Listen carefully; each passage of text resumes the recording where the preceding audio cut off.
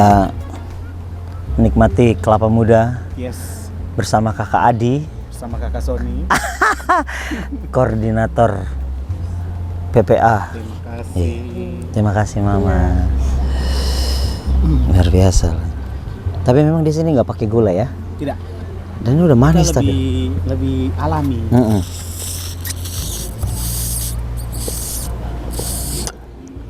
Waduh. Sendoknya juga pakai. Oh ya. Mama, ini saya mau dibelah. Nanti baru habis baru. Airnya tidak bisa. Saya mau pakai airnya nggak bisa ya Mama? Airnya Bisa, dituang taruh di gelas dulu taruh boleh? Di gelas. Jadi ada airnya Mama.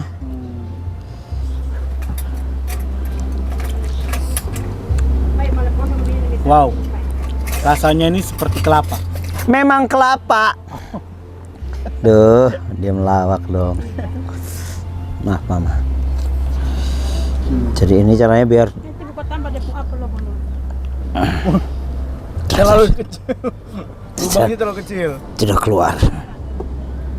Dia nggak ada lubang udara soalnya. Buka tambah deh lubang. Oke. Jadi harus ditambah supaya bisa keluar. Ya. Tujuannya supaya minumnya. Oke. Kasih dulu.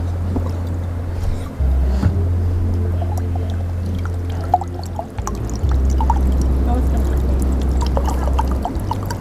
Manis banget.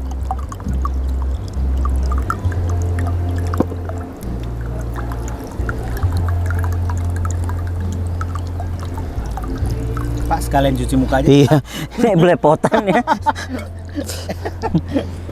Wah.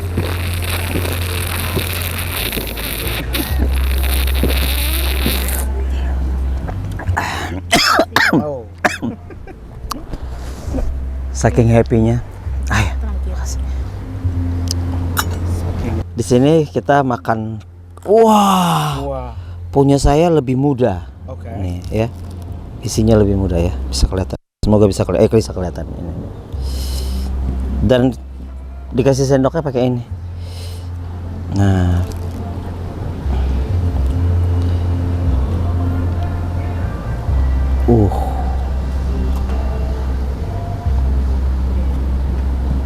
Bisa.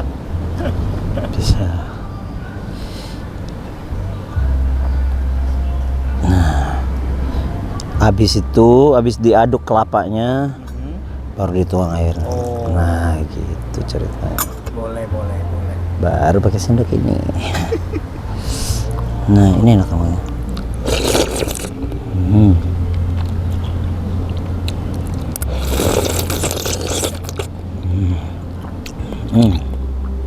Mantap banget. Cobain yang ini kak. Rasanya manis.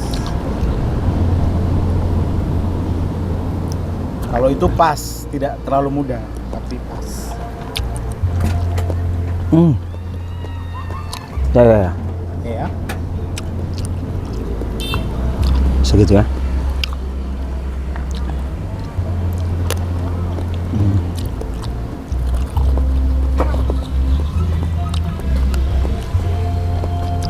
Jadi sekali lagi, kalau datang ke Pulau Saimau, berkunjung ke Pantai Liman, menikmati kelapa muda yang ada di sini.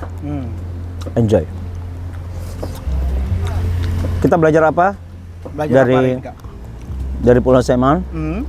dari Pantai Liman, kita saksikan bersama-sama.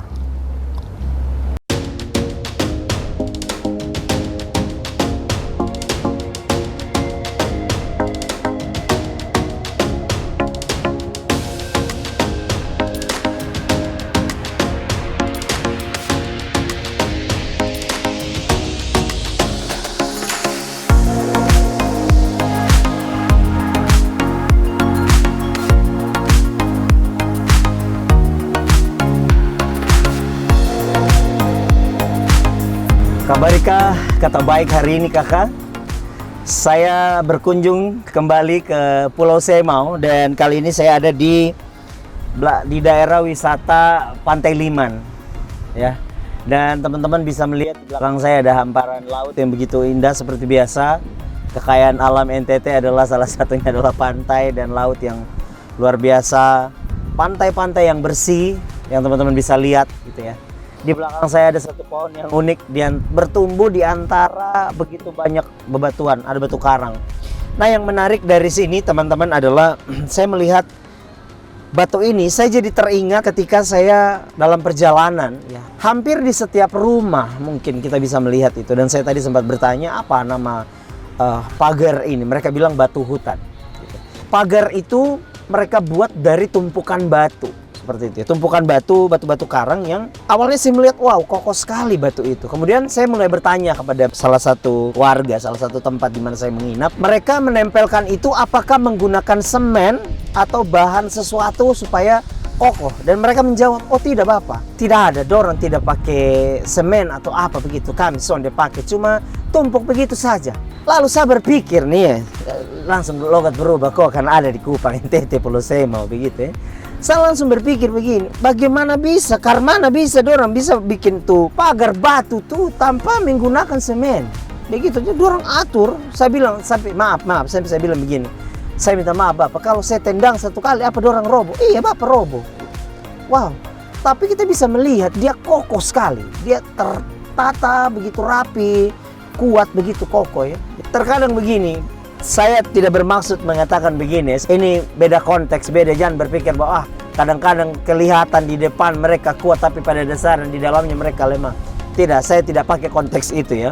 Yang saya mau coba ambil ini adalah kita bisa melihat bagaimana ketika ya sekali lagi tidak peduli dengan dia punya konsep atau tidak perlu dengan dia punya apa ya, mungkin dari segi memang dari segi teknik atau dari teman-teman dari teknik atau teman-teman dari apa kan berpikir itu tidak mungkin, itu kalau kena angin atau apa bisa roboh. Iya, saya tidak membantah itu. Saya mengiyakan bahwa betul kalau didorong atau apapun dia gampang jatuh. Tapi yang menarik dari saya di sini, yang bikin saya suka dan yang saya mengambil pelajaran dari situ, yang tuh saya merenung, saya melihat bahwa begini, waktu kita punya satu organisasi kok, punya satu komunitas kok, punya satu tempat di mana ada begitu banyak orang yang ada di dalamnya. Waktu dia bersatu, saling menopang satu sama lain, orang akan melihat dari luar bahwa ada kekuatan di situ, ada kesatuan. Begitu kok. Jadi menurut saya begini, sebuah organisasi ya sekali lagi tidak peduli dengan urusan dapur, itu urusan masing-masing orang. Tapi setidaknya begini, kita bisa melihat bahwa waktu kita satu dengan yang lain, saling bahu membahu, ada keterikatan satu dengan yang lain, saling bukan menumpuk ya, saya menumpuk nanti dulu tertidur, tidak. Jadi di mana batu itu tertata ketika ada kesatuan, ada saling peduli, saling mengikat, saling menopang satu sama lain, orang akan melihat ada kekuatan di situ, ada kesatuan begitu ya. Terlepas sekali lagi dengan urusan di dalam, mau ya orang mungkin lihat di luar kami kuat tapi sebenarnya kami rapuh, tidak masalah. Itu urusan dapur masing-masing, itu urusan Bapak dong, Mama dong, semua itu urusan pribadi masing-masing. Tapi yang menarik buat saya di sini, yang saya mau ambil pelajaran di sini adalah itu tadi. Ketika kita ada dalam satu komunitas, ketika kita ada dalam satu kelompok, satu organisasi, sebaiknya kita terlihat kokoh saja dulu di luar ya. Masalah internal, masalah urusan di dalam kita perbaiki sendiri masing-masing, urusan dengan diri pribadi, organisasi masing-masing. Tapi setidaknya orang dari luar melihat katong tuh saling terikat, saling menopang, saling membutuhkan satu sama lain, saling tidak merugikan, saling tidak menjatuhkan orang lain. Maka kita bisa melihat, orang akan melihat ada sesuatu yang kokoh yang mereka lihat waktu mereka melihat itu di dalam katong punya organisasi atau katong punya komunitas. Jadi saya mengajak kepada Bapak dong, Mama dong, kakak adik, papa, mama, semua teman-teman, dimanapun kalian berada, ketika kalian berada dalam satu komunitas, satu organisasi, mari kita saling menopang satu sama lain. Mari kita saling memperhatikan satu sama lain. Mari kita terlihat kuat, terlihat satu, supaya apa? Tidak gampang orang mau datang untuk supaya ketika ada apapun yang coba untuk menghalangi atau ada apapun yang coba menghancurkan, mereka tidak akan berani karena mereka melihat kita bersatu, begitu, kita kokoh ya. Sedangkan kondisinya begitu saja yang tidak dilem, tidak ditempel, tidak disemen, kita sudah melihat sebuah tembok yang kokoh. Apalagi kalau ditopang dengan sesuatu yang kuat di dalam, aduh, itu perkasa. Itu sudah. Jadi setidaknya mari kita memperlihatkan dulu kepada orang lain bahwa kita ini satu kesatuan, saling menopang, saling melengkapi, saling menolong satu sama lain, saling peduli satu sama lain, supaya kita terlihat kuat. Urusan di dalam, urusan seperti apa, urusan pribadi sekali lagi. Tapi akan lebih baik lagi kalau terlihat di luar kokoh, terlihat kuat dari luar, terlihat bersatu dari luar, ditambah lagi memang kenyataannya di dalam juga begitu, saya yakin kita akan semakin solid dan semakin kuat dan akan semakin kompak. Dari wisata Pulau Liman di Pulau Semau, Kabarika, kata baik hari ini kata. Jangan lupa subscribe, like, comment, dan share. Kalau yang belum subscribe, tolong subscribe dulu. Kalau sudah, kasih tahu kau punya teman yang belum ya. Kalau datang ke Pulau Semau, jangan lupa sempatkan dirimu untuk berkunjung ke wisata Liman di sini. Ada pantai yang bersih sekali, ada tempat yang luar biasa, dan episode selanjutnya saya akan naik ke bukit yang di sana. Kalian tunggu saja episode selanjutnya. Saya akan apa yang saya bisa belajar dari bukit yang ada di tinggi di atas itu, kita akan belajar sama-sama di episode selanjutnya. Salam Kabarika.